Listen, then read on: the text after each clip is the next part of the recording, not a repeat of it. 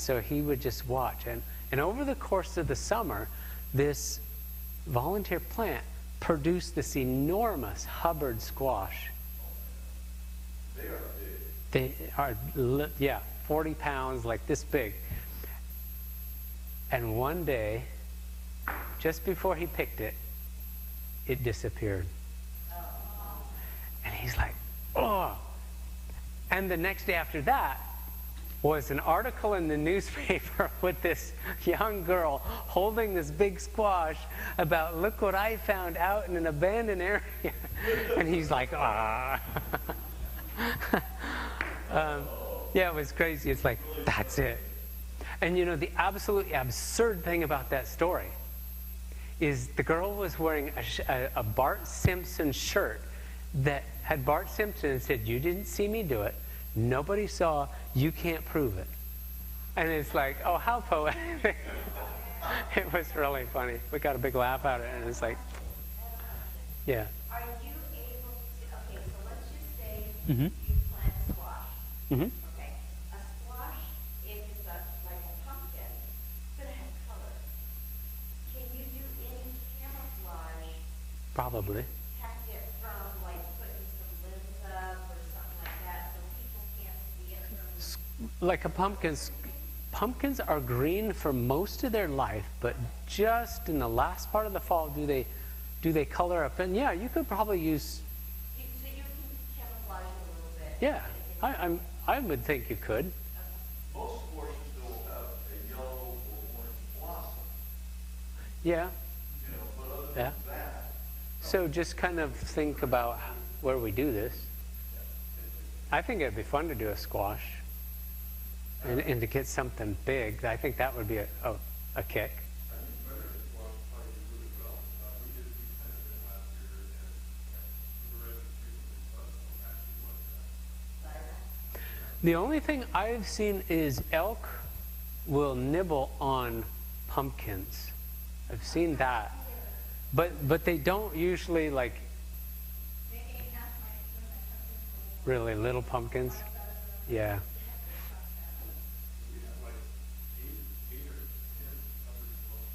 So, yeah.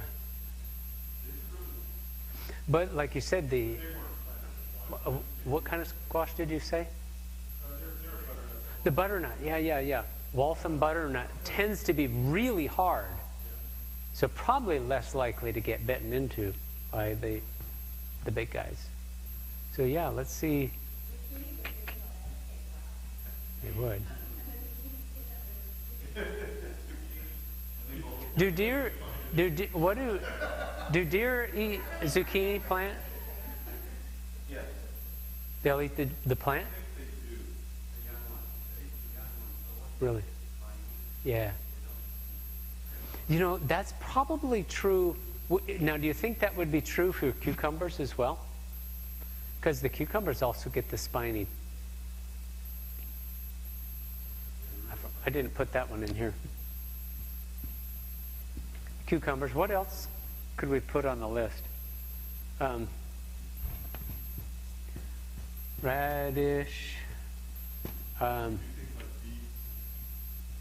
Turnip. Beets. Got that. The beets and the turnip. What were those two weird things that we ordered? Oh, that's right. Yeah, we decided to get old school this year and actually grow rutabaga. When's the last time you ate a rutabaga? What? That is like so 300 years ago, European, right? Parsnips is kind of a couple of generations ago. That's because we've forgotten how to grow a good parsnip and leave it in the ground until it freezes. Going out in the middle of the winter and picking a parsnip out of the ground, and it is so sweet and fresh. It's like that is, ooh. Yeah. They need to get, And then the sugar content just goes right up. Yeah. Forgot what I was gonna say. But you know, I mean, you get some of this spinach and some of that family, their greens that are, you know, they go about this tall. Mm-hmm. So I'm not quite sure how that would, Just so it would be good camouflage. It's just keeping these guys out. The other thing too is, you know, maybe play around with a good set of work gloves and bringing the blackberry vines out so they kind of fence, you know, make a natural fencing out of some blackberry stuff. Yeah. They are. They are. But you see what I'm saying? I mean, just thinking is one of the last free, untaxed things left. So let's just do a lot of it, right? And see what we can come up with.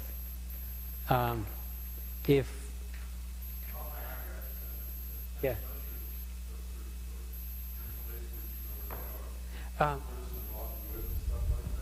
We did that a few years ago. We planted Shiitake mushrooms, and it took like about a year longer than I expected, but they did come up and they flushed out on the log, and it's like, whoa, wait a minute, I thought those were dead. And so we got a nice crop out of it. We do go out in the fall and pick the chanterelles, the cauliflower mushrooms. We'll pick the cauliflower. There's another one, shaggy parasol, is very much. No, I didn't. We've dried some. Another one is the oyster mushrooms. They tend to come out all through the summer. If you get about a week or maybe 4 or 5 or 6 days of heavy rain and then a warm spell, the oysters will just flush out, and oftentimes they'll grow on, where I find them most often is on rotted and not too rotted alder. And they'll just come out. The bugs love them, so you've got to get them really quick. The oysters will only grow on wood. But the oysters, if you like, yeah. Oh yeah, very toxic. Yeah. Orange mushrooms that look like they have popcorn on them are very toxic. But yeah, that's would be classed as a wild edible, and we're, yeah. But okay. Yes. Wild? Is it a squash or a cucumbery looking thing? About that big? And kind of soft spiny thing? Yeah, I've forgotten what the name of it is. Incredibly bitter if you were to actually like taste it. It's really bad. I taste things. And, yeah.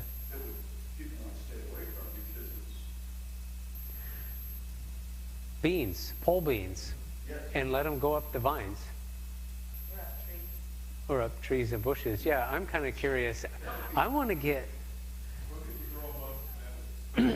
Yeah. I want to get pole beans. They will get like 12 feet tall, right? The good pole beans. It's like, wow, that's a long. I want to get pole beans up in the bushes.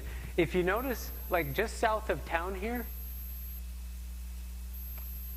there's, okay, just south of town, the parking place, you get as soon as you lose the hill on the left side, there's a little itty bitty house, and then the next house that's kind of always tarped roof. Just past that house, if you notice, there are grapes. Have you ever noticed this? There are grapes up in the trees, and they go to the tops of the trees in that area. I mean, it's unbelievable. You watch. They're grape plants, and they're all over in those trees, and they will go like way higher than that. And sometimes they produce grapes. I've never actually stopped and, asked or investigated it, but I see them every year. You watch, there's wild grapes. So, we in for the challenge? Pictures, take some notes, learn some things, what doesn't work, what does, how are we going to solve those pest issues, and then, this will be fun. Because it's not only going to be fun, but somewhere this is going to be serious information that we are going to have, that there's a whole lot of people out there aren't going to have. Now, we can help those people out there, right? But we can't unless we actually do the homework and learn it ourselves. We've done that in the fall.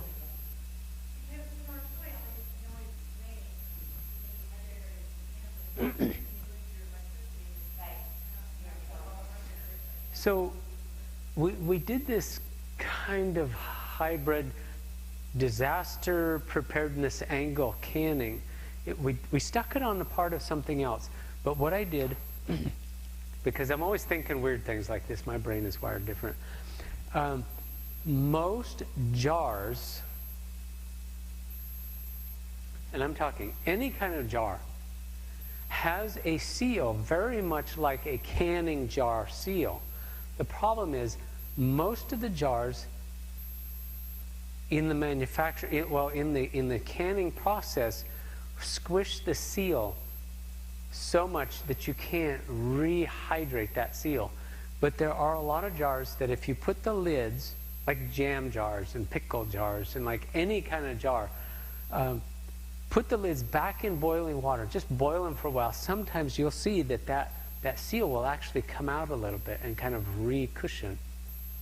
And we've got a handful of just the weirdest jars, little jars, big jars, tall, skinny jars, that we can some stuff in. We did it here. And it was probably, like 6 years ago or so? We do. We do. We haven't used them. We haven't opened them. They're still sealed. You don't need official canning jars to can stuff. If things get so weird that we don't have canning jars, there's a lot of stuff that you can use. We did. Plums. Yeah. And then we did some noodle soup. Yeah. So yeah, that's going to get used up first, but it's just fun to learn and just to explore where are the edges of what works and what doesn't, and just push those edges. And as long as you understand safety and how to manage safety concerns, it's fun to learn how to do. Yeah. A little bit. Yeah.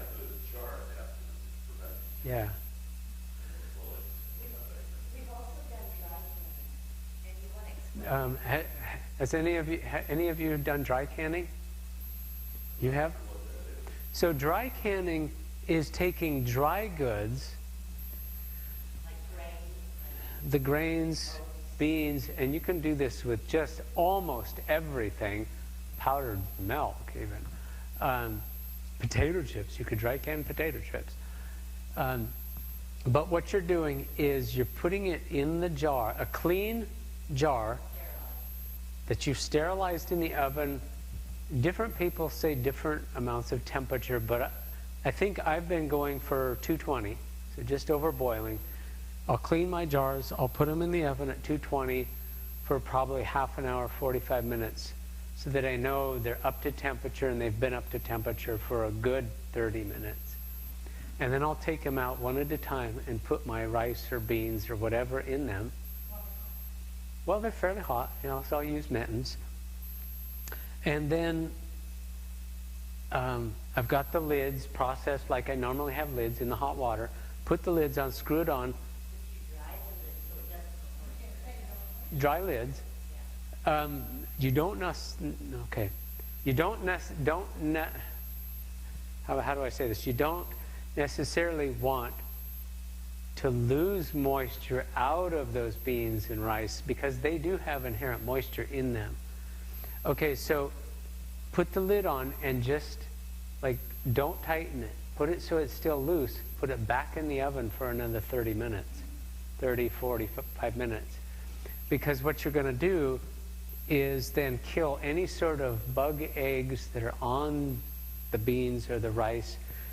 Because typically you get beans and rice in bags that are porous or paper bags, and it's been on a boat for 3 months, and it can have those bugs in them, the little mothy creatures. So it goes back in the oven, and it just gets heated up for 30, 45 minutes to kill all those little buggies. And then when you pull it out, just like quarter turn, seal that lid down, and it vacuums up, it seals fine, and now you've got a container that's impervious to bugs, to mice, to losing. And oftentimes what you'll see too is, I've seen this even with like oatmeal, dried oatmeal, is sometimes there'll be a little spot of humidity because there's always some degree of moisture in those dry goods, and that's a good thing. If your beans ever do go completely bone dry, have you ever noticed you keep them around too long, they don't ever cook? You can't even pressure can them to the point that they're not crunchy anymore, and it's just no good. So you want them to hold a static amount of moisture. So that's dry canning. We've done that too. So that's kind of a neat skill to learn how to do too. Because like you buy a 50-pound bag of whatever it is, you don't want that 50-pound bag of whatever it is sitting in the pantry with just rolled down top getting bugs in it. So take it, put it in. We primarily do the dry canning in the 2-quart jars. And so now you've got 50 pounds in 14 2-quart jars, and you only need to have one open at a time. And you can see them. So you Yeah. know what you have. Yeah. Does that work like even with brown rice? I haven't done it with brown rice. Keep it in the freezer. They go rancid. Brown rice goes rancid.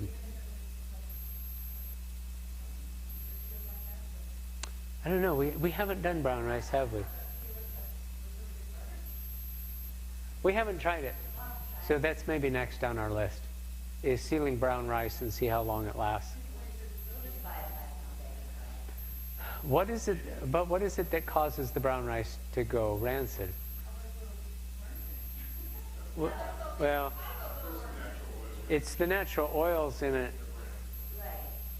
Yeah, that's in the part of the rice that's removed when it becomes white rice, because white rice keeps a long time.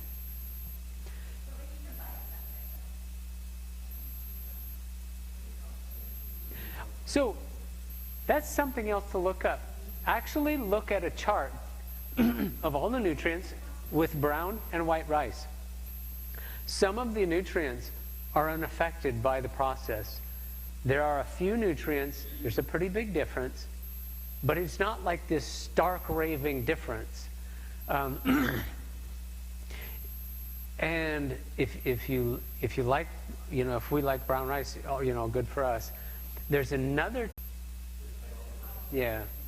had the shell taken off.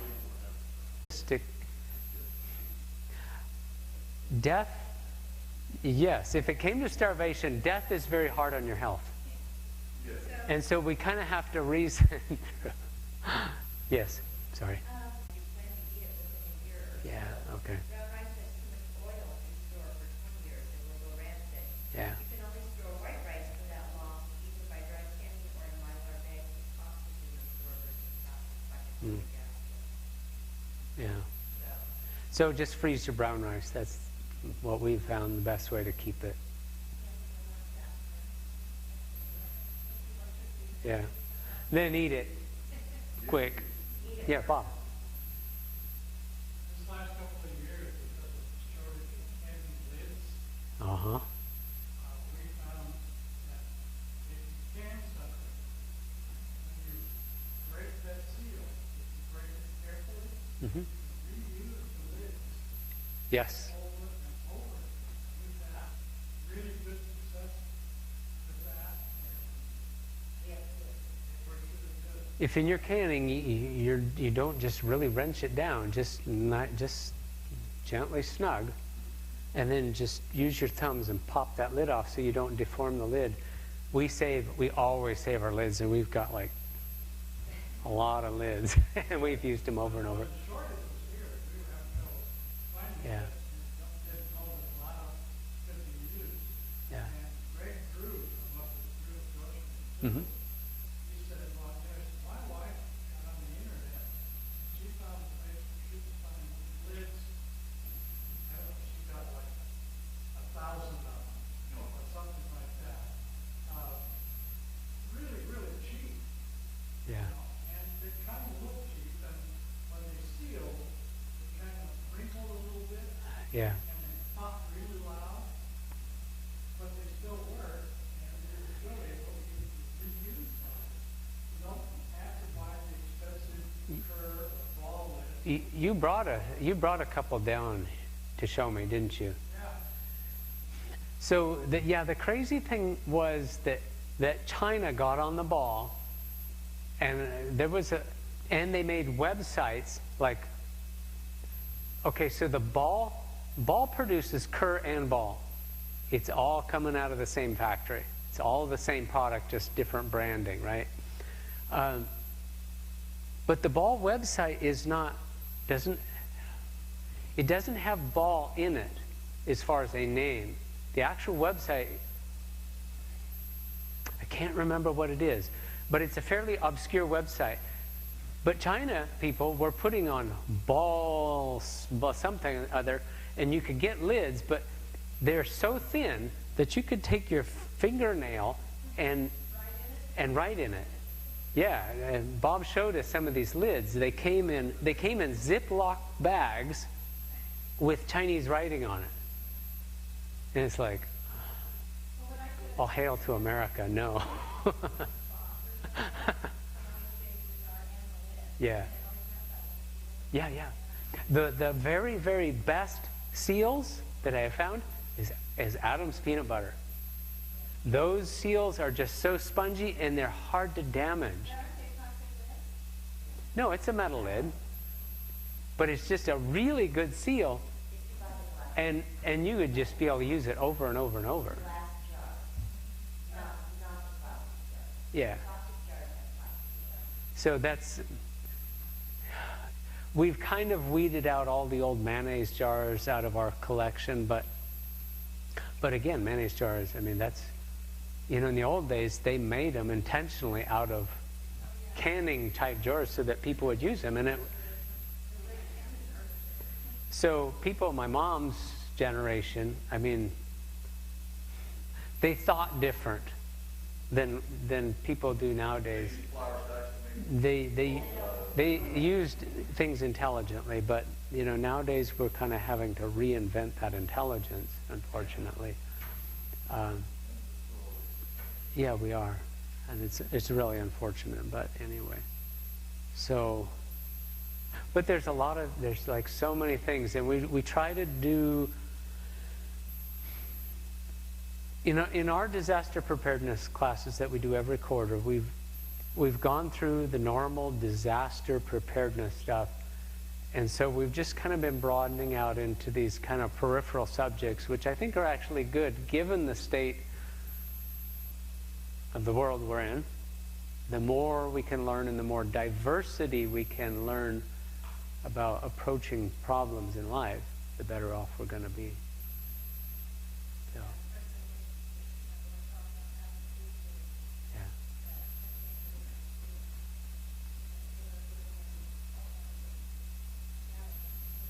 yeah. Mm-hmm. So if you know how to go to the dump, fish out of the dump, jars and lids, no matter what they are, because there's a surplus crop of something on the trees, plums, let's say, you know how to get those jars that they will work. Go get the plums, wash them, and then a metal bucket on a campfire down at the river. And you can can stuff and stash it because you can't eat it fast enough.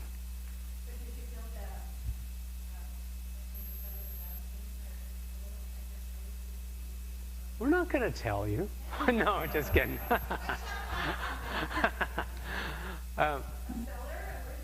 We have a cellar that my mom and stepdad built. We don't. It's kind of half in the hill, half out, half in, but we don't use it a lot. Just other than. Yeah, it's all cement. I've noticed it runs a little bit more humid than I would like. It tends to run like 40 degrees and 80% humidity. We are. So, yeah, the humidity. We used to keep a lot of canned goods out there, but the lids would rust. And so it's like, we don't want to keep our canned goods out there.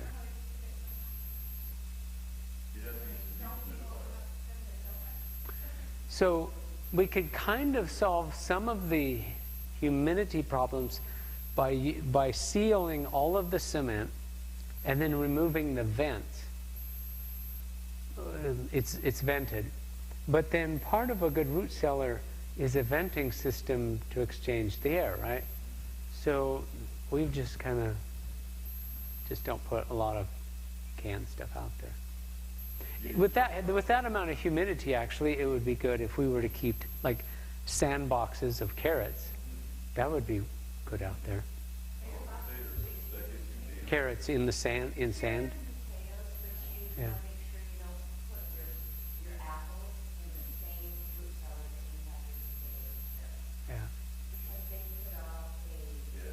Yeah.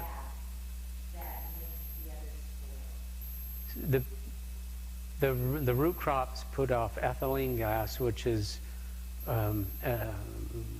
it's known as a death hormone, which is kind of misleading, but it's a ripening hormone that will over-ripen and then start decaying your apples.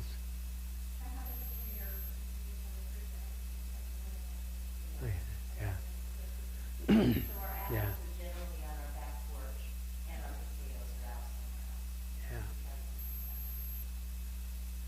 So anyway, that's a whole lot of free information.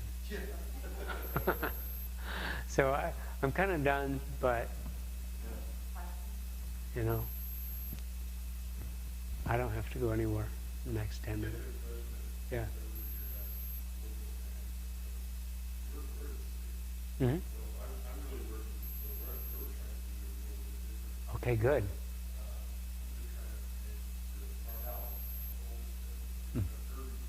Yeah, yeah. Okay.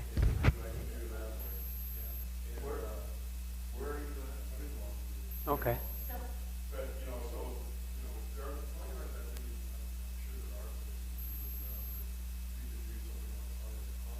Yeah. Yeah. So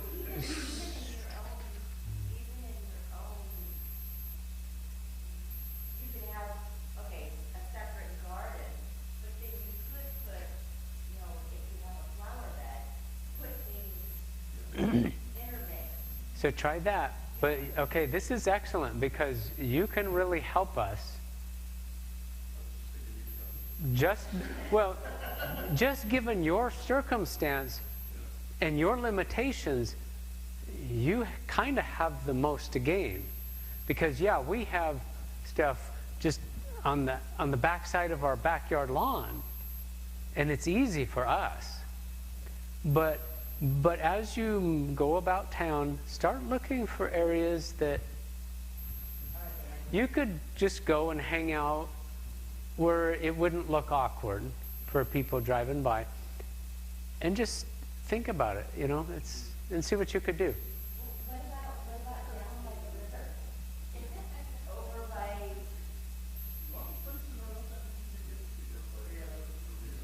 Yeah. Before the long beach started getting through. Yeah. We're having to talk about it in different places. We don't grow, you know. There's just, yeah, it's your imagination. But, you know, I'm in Parks. doing that too. Oh, that would be a killer. That would be awesome.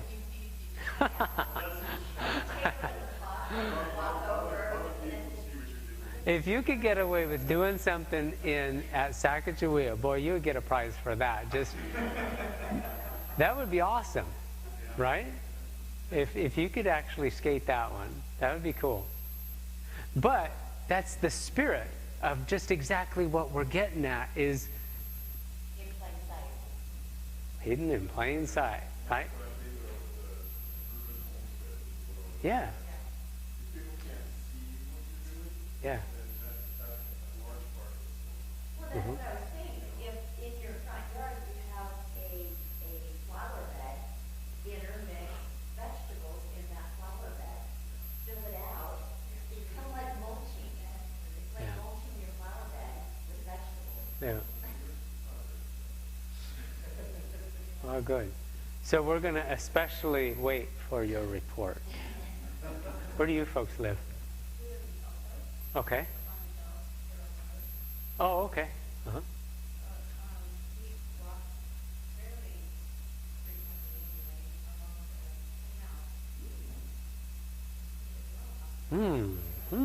Yeah, yeah.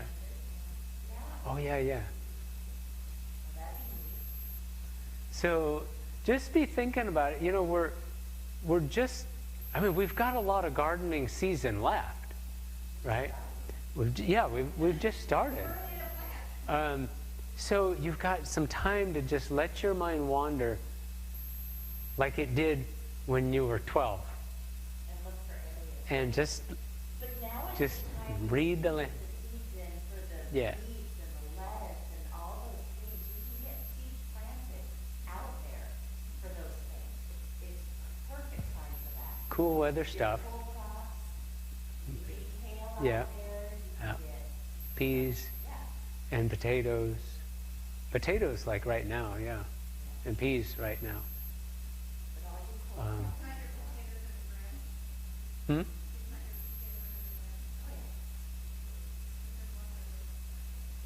Yeah. So,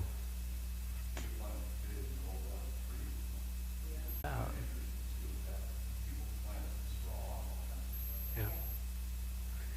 So one year what we did, so we have really heavy red clay up because we live on the hills, and you generally get two kinds of soil here in Cowlitz County. You've got bottomland that tends to be nice and loamy and sandy, but you get anywhere up on the hill, it's this red clay, hard to deal with. Usually we can't rototill our garden until June because it's just red clay gunk. And if we rototill it just a moment too early, it turns into big clods that are dry, solid bricks for the rest of the summer, and you can't undo it. So one year what I did was I dug a trench just the size of the shovel blade, and then I pick up stuff along the road. So I've picked up a pile of these 4-inch wide truck straps. Don't ask me why I pick up stuff. No, one at a time, here and there. So I picked up. Yeah, it just broke off. So I laid that strap in the bottom of that trench, and then I set potatoes right on top of it. And then I raked. So I've got a tractor with a landscape rake, and I raked our trails around our property through the woods. So there's lots of needles, fir needles, and little twigs, and lots of old decayed leaves. and nettles. Go check something in the other room, please. So just piled that on like this deep. over the, so it was that deep in the trench, a shovel's depth, but then we went about another 6 or 8 inches, 7 or 8 inches high, mounded over, and it was really awesome. The potatoes, the potatoes grew in the mulch, which was incredibly easy to, and then at the end of the season, all we did was pick up the strap, and it just flayed the ditch out, opened it all up, and then we just went through back again on our hands and knees and just picked the potatoes out. So, yeah, just, well, we do have pictures. I just don't know where they are. So, but we solved the problem, because when we would plant our potatoes in that heavy clay, they looked like that. I mean, they were just misshapen, and it looked like they were struggling to go. They looked like they had a hard day. Yeah, they did. And sorry. Those probably were, you know. So they were much nicer in the fluffy They were probably compost. harder to peel when they were kind of. Yeah, because they were funny shaped. And the other thing about potatoes as well, for us anyway, is even water throughout the summer. If you let them dry out, they kind of set, and then if, oh no, I need to keep watering them, then they start getting those little alien bulbs on them and start regrowing. And then they get arms and legs and start looking like poodles. I have a carrot that I pulled up. Mm-hmm. I have my garden is in a septic tank next to it. Slide and everything. Raised fingers at the rooftop. And I think this one carrot has 5 legs. Yeah. They're about that long. What causes that? Brain dysfunction of carrots? I'm not sure. So, carrots really like to have, because when they start out and they're real tiny, that little tiny thread of a root, it's like if it's not able to just go and then develop from there, and I think it also has to do with the moisture thing, like the potatoes.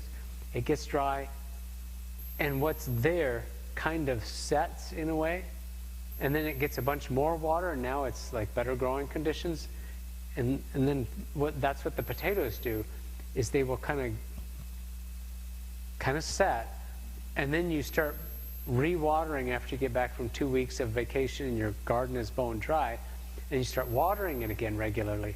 Then they start putting these bulbs out, and they get funny shaped, and maybe it's similar with the carrots. I don't know. Yeah. I don't know. Humor just going over. Yeah, I don't know.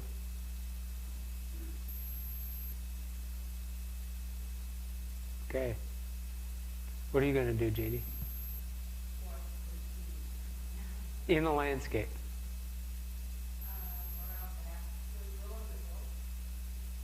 I don't know. Try it. Lettuce tolerates a bunch of shade, but if you do the lettuce, you're going to have to do the slug thing. So, you know, we're not going to get free energy here, right? It's going to cost us some effort of keeping the pests off. So, yep.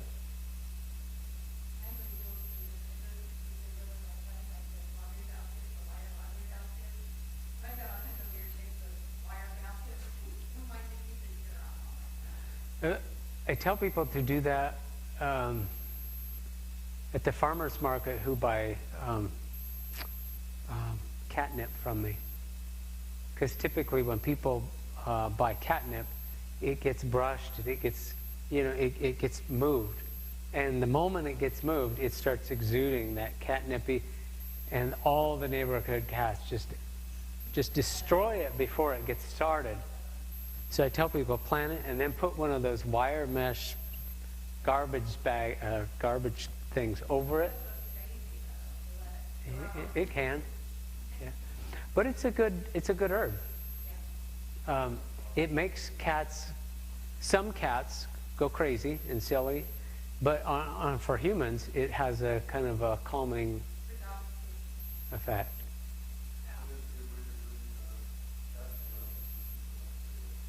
Oh yeah, plant that around. Yeah.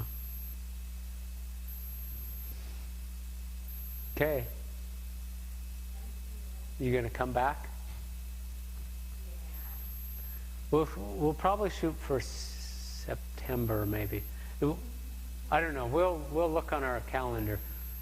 We have all your guys' contact information, right? Okay. Good.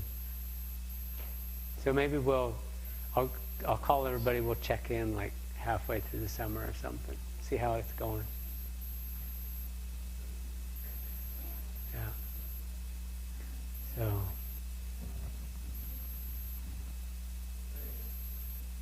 Thank you for coming. Yes, let's close with a word of prayer. Yeah. The Lord, most holy Father, we have read in your word that times were hard in the past, and we know that the world is in a state that your coming is soon, and that stranger times are yet ahead.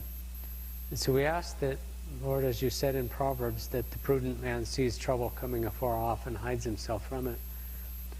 And we'd ask for you to give us that wisdom to be prudent and to be farsighted, and just give us the mind and the imagination to see the things and the possibilities around us that we can learn from this growing season, that we be able to benefit each other and just watch ahead as the world comes to its end. In Jesus' name, amen.